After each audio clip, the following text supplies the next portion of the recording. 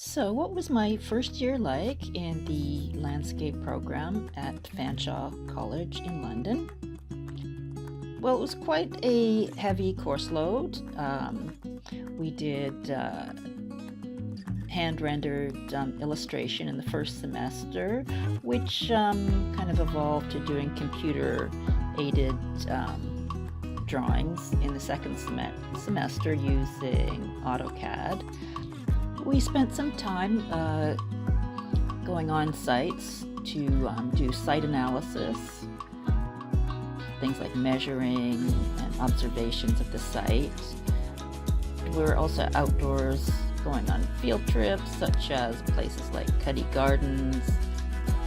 We learned about woodworking and how to use the proper tools safely, and also learned how to design fences and decks up to proper code.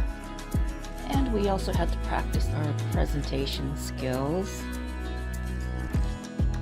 One really fun project was doing 3D modeling by hand, and we also learned how to identify hundreds of plants with both the common name and the Latin names, and also how to put together plant palettes for our designs.